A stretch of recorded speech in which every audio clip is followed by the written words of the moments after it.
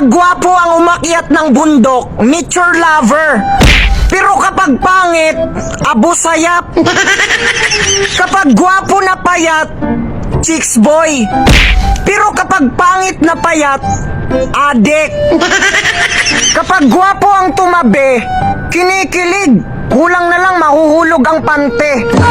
Pero kapag pangit ang tumabi, nagagalit, ayaw magpatabi. Kapag gwapo ang nanligaw, sasagutin agad.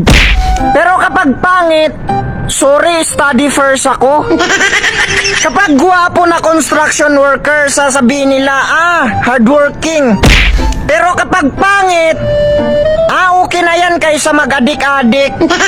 Kapag gwapo ang tumitig, nakakakilig. Pero kapag pangit, manyakes. Kapag gwapo ang kachat, nagagalit kapag hindi pinapansin.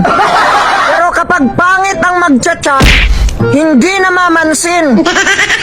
Kapag gwapo ang nagiinom, broken hearted. Pero kapag pangit, walang pangarap sa buhay. Kapag gwapo ang jowa, tinadana. Pero kapag pangit, ginayuma. Kapag gwapo ang nanglimos, sasabihin na, OMG, tutulungan natin si kuya.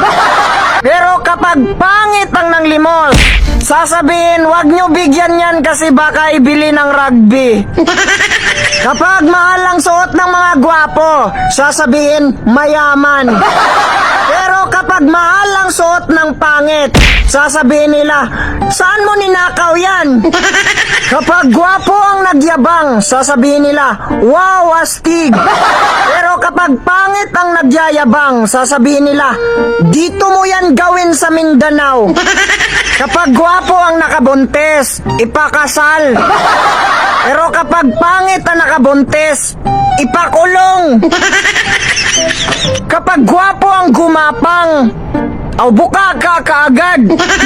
Pero kapag pangit ang gumapang, hindi pa nga tinira, pero sumisigaw na.